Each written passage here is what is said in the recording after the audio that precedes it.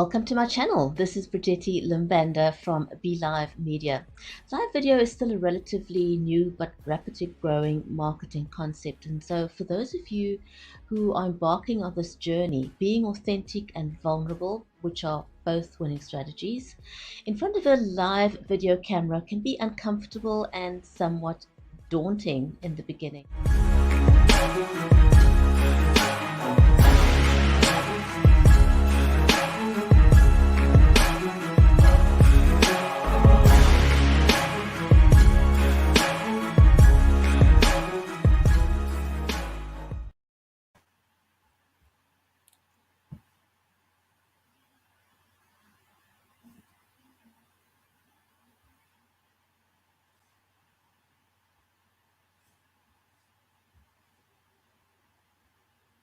And welcome to the Writers Corner live show. Here on the show, we connect authors from around the world to each other and to their readers. You will meet both seasoned as well as new and aspiring authors. And today's guest is incredibly special. She started writing only at the age of 5 years old, and at 11, she's busy writing her fourth book away already. So don't go away. We will be right back with the Writers Corner live show.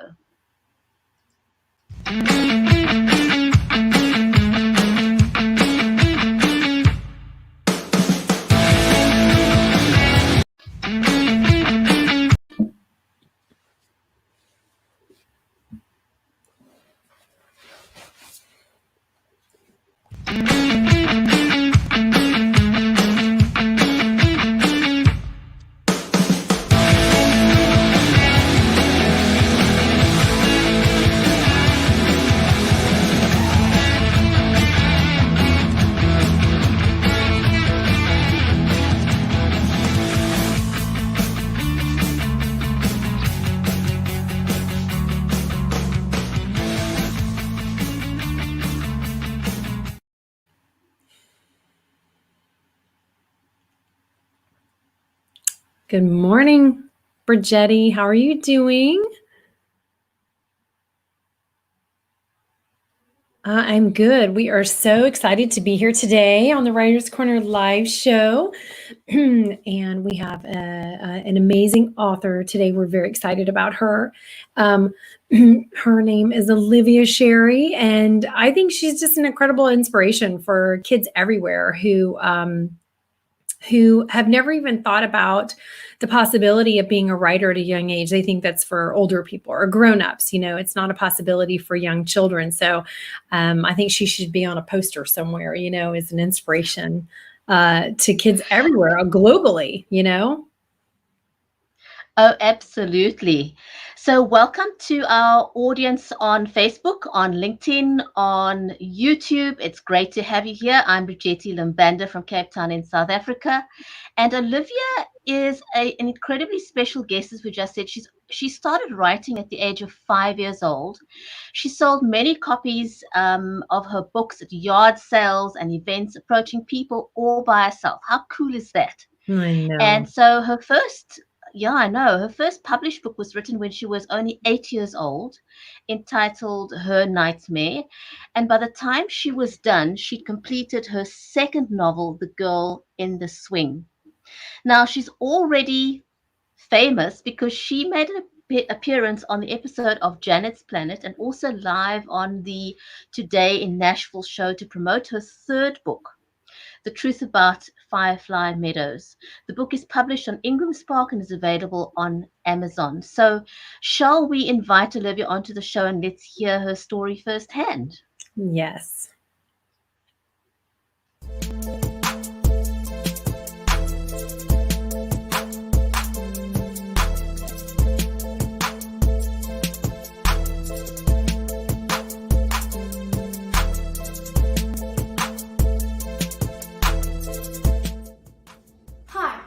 I'm Olivia Sherry, and I'm 11 years old. I'm a young adult author, and I've been working on my fourth book.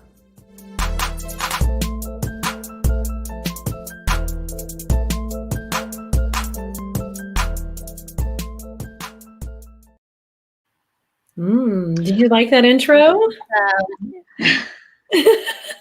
Did you like that? Yeah. Oh, I know, it's pretty cool, isn't it? Oh, I love it. It was beautiful. And it even had a link and go buy this now, it says. Welcome to the show, Olivia. It is so good to have you here. I think, most people out there your age hasn't even dreamt of writing a book yet. And so I'm very keen to find out, how did you get started at the age of 5? Where did your love for books and writing come from? I've always kind of liked how I can write things, and I've always been so creative, I guess. And it's just been something that I've just liked for a while. And ever since I learned how to write and read, it's been more interesting. And I just decided to make stuff. It was just fun for me. It's a good creative outlet, isn't it?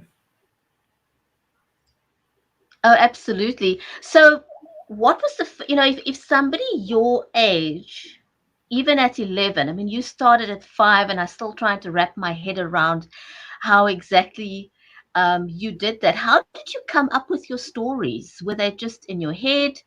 And how did you learn to write? I mean, I know it sounds very simplistic, but how did you first come up with the stories, and then how did you learn to actually put your thoughts into words on pen and paper? Because a lot of times we think stuff, right? Things come up in our minds and our heads, but none of us really think to actually write it down in a logical way.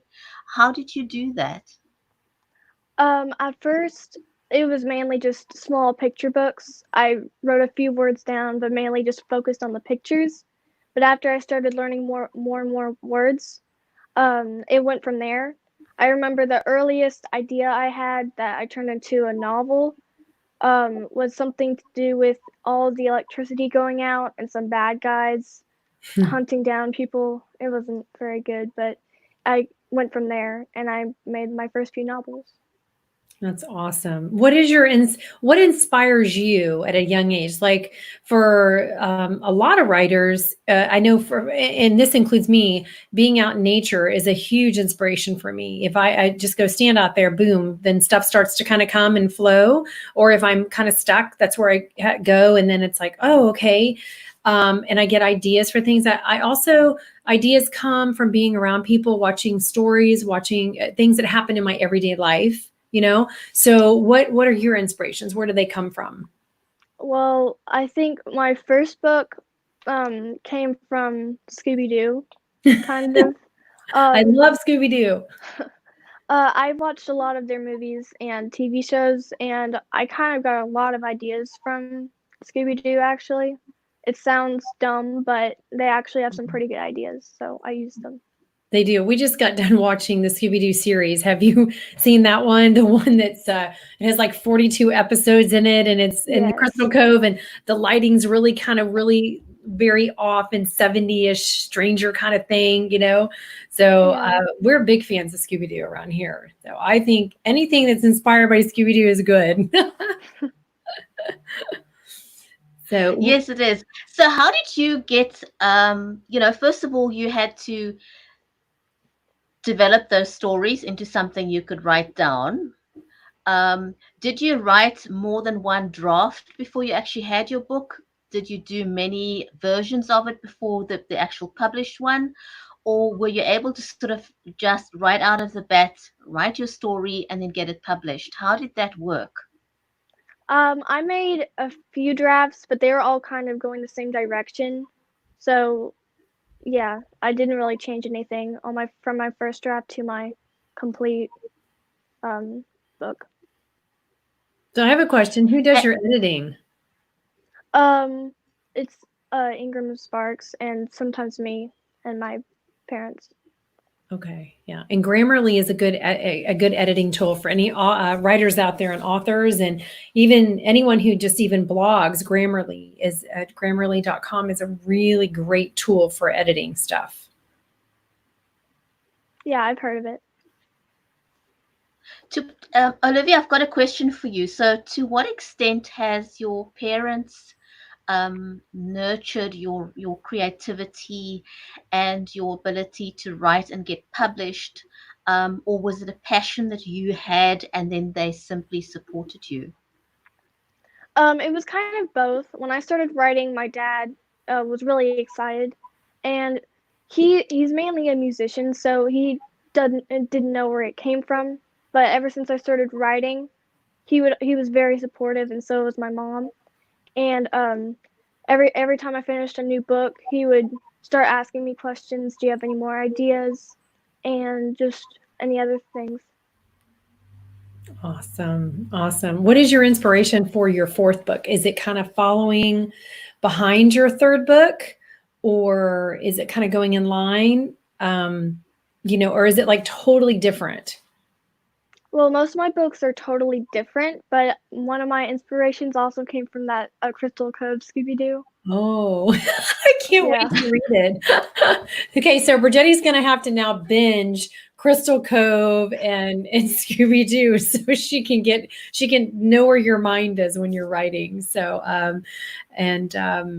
think it's amazing. I think you're such an inspiration, and I think like you have this inner drive about you that is pivoting and moving you forward in your life. So it's like this thing that's come in and given you a great outlet that all children need and adults need, and it's going to serve you so well in your life when you have challenging times, because everybody has them, but it will help you maneuver through. And being a kid is tough, right? It's a tough job, and there are lots of ups and downs, especially because you're in middle school. So those roads can be a little bumpy, but you have something on your side. You have the ability to write, and you've kind of surrendered to that part of you. And so you can use it as a tool for so many things in your life. You could start a writing club with friends. You could start a journal club. You could ask the school, hey, I wrote this. Can I read it to the kids? Or, I don't know. There's all kinds of things that you can do with this. And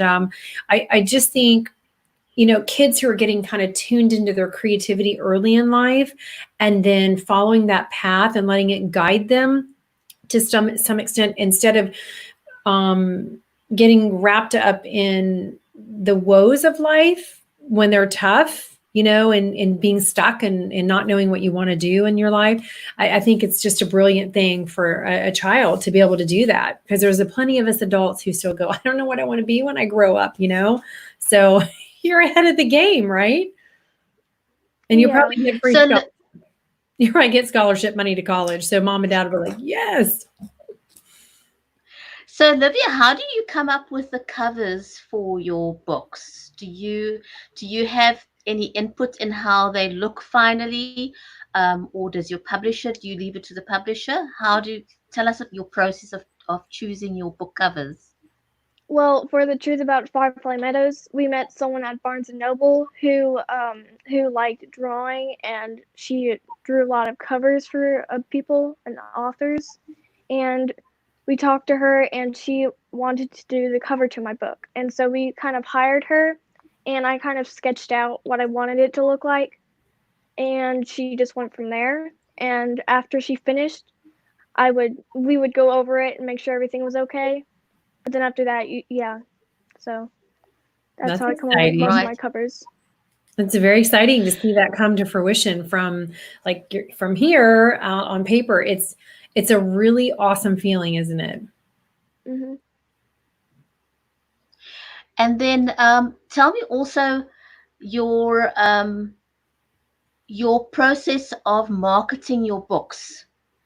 How do you sell your books? Now, when you were much younger, you were doing yard sales. Do you still do those as part of your marketing strategy?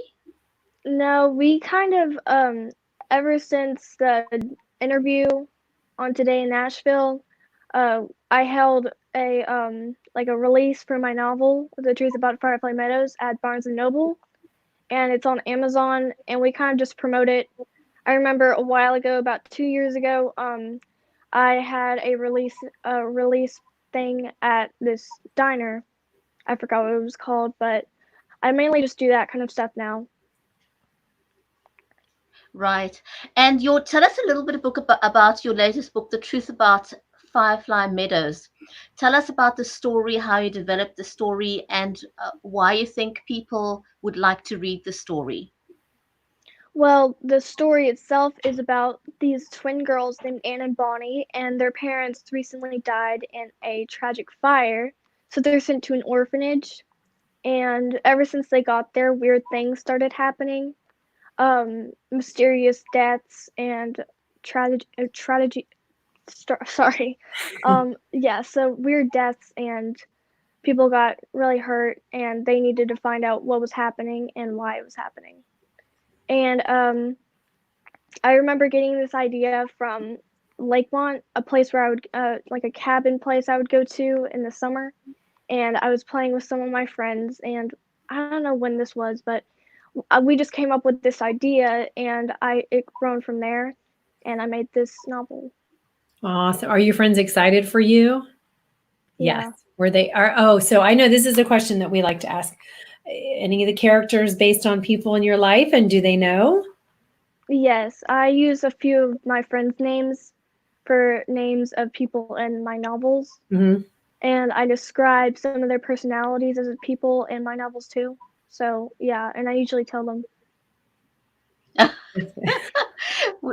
A lot of authors don't tell their friends if they've written them into the story, but I sort of think, that must create a lot of excitement for them to want to get a copy of the book, and I think it's a great marketing strategy actually, because once they know that they're sort of woven into the book, they want to read the book, and then they want to tell their friends about the book.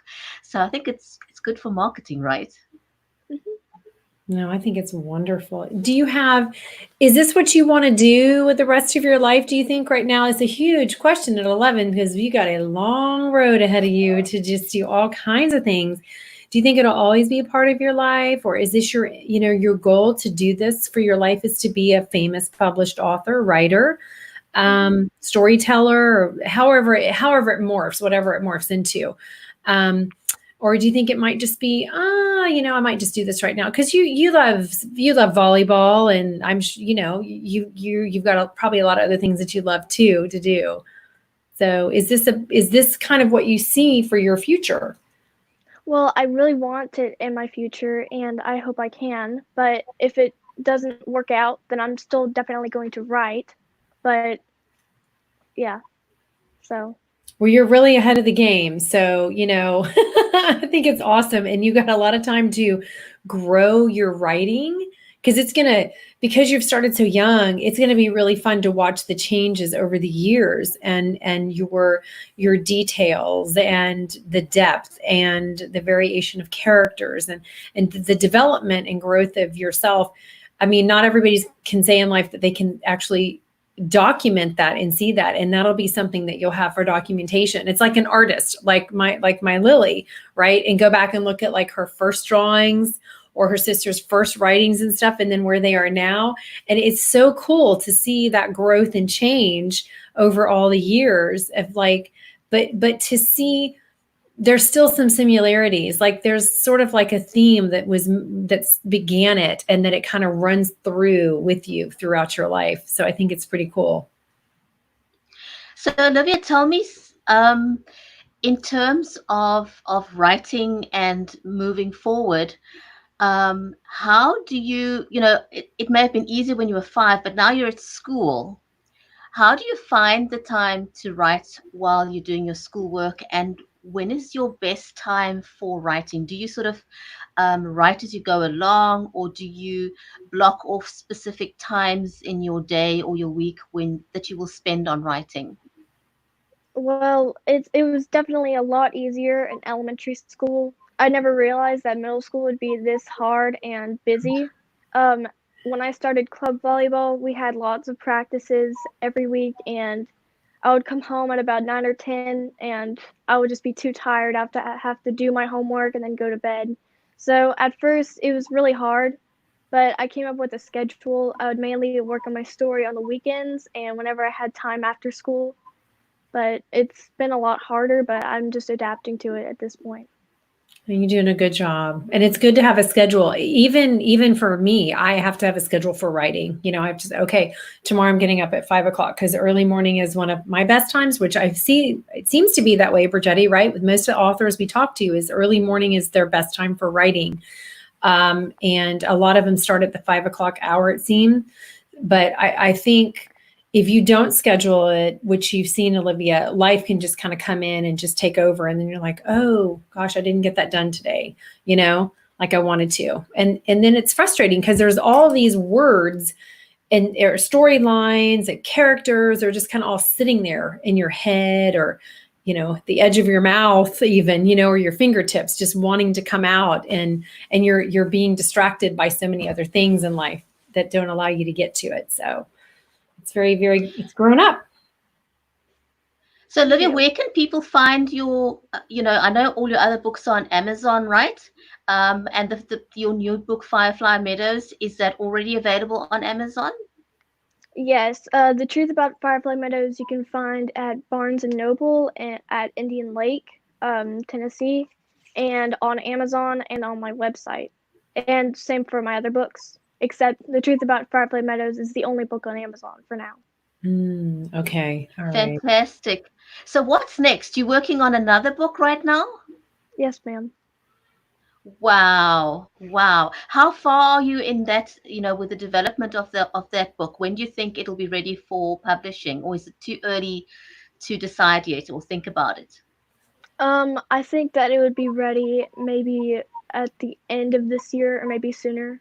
I kind of got a late start, but I'm still working on it. So, yeah. We'd love to have you back on the show when you're ready, and also to find out. I want to ask you a question. Your sales of your books. Do you find that most of them have been in-person sales, or most of them have been online? How has that worked for you? I think most of them has been online. It's kind of, I don't know, just most of them have been sold online because it's where you could find most of my books. Mm-hmm. And do you have ebooks as well, or not at this point? And if not, are you planning to? Yeah. Mm-hmm. I don't have any of them right now. What is the title? Do you have a title for this fourth one? No, but I'm working on it. I have a working title if you would like to hear it. Yes, we'd love to hear it. Well, it's called Parkfield. And can I tell you about it? Yeah, absolutely. Yes. It's called, okay, say the title again. Parkfield. Parkfield. Mm-hmm. Okay, yeah, we'd love to hear that's the name of the town. Okay.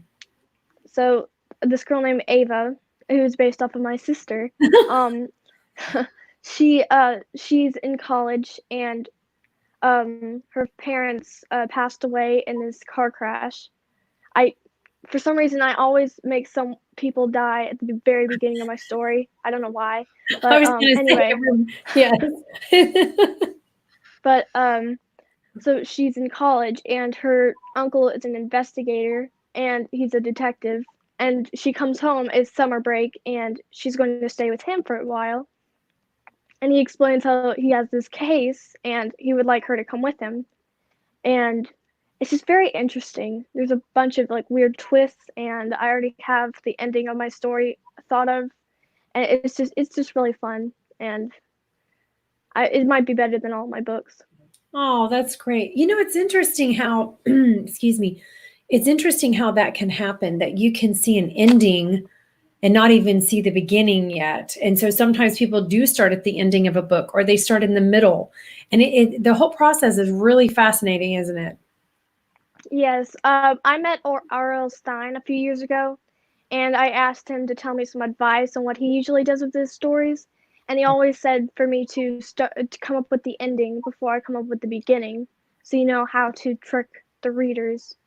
Oh, Olivia, that's an incredibly good skill that you could use in so many aspects of your life moving forward. And for you to be able to develop that skill now in your writing is amazing, because one day when you get into the world of adulthood and you want to start a business or something, anything that you do, to be able to have that skill at your age to already reverse engineer, even with your marketing strategy, it's a very, very good skill to have. So if you can reverse engineer your marketing, find out what your objective is, your market, and then work back from that. So congratulations on being able to hone and master that skill at your age already. That is fantastic. Congratulations. And it's been so Thank wonderful to you. have you on our show today.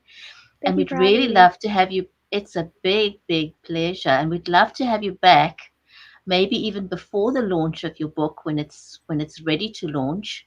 And then we can hear more about how you've done with sales of this book, because for you it's also an interesting time, living through COVID-19 and not being able to physically go out there and market your book, and talk to people in person. So we'd love to hear in a few months' time, how this has worked for you, and when your new book is ready to be published. So thank you so much for being a guest on our show.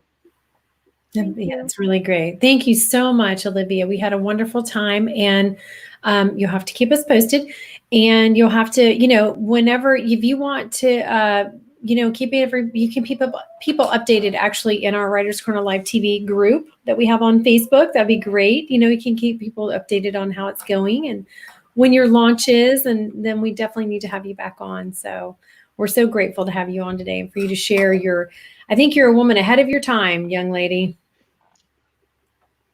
Thank you. Thanks for joining us, everyone, and we'll be back again next week with another episode of the Writers Corner Live. And please go and check out Olivia's book on Amazon.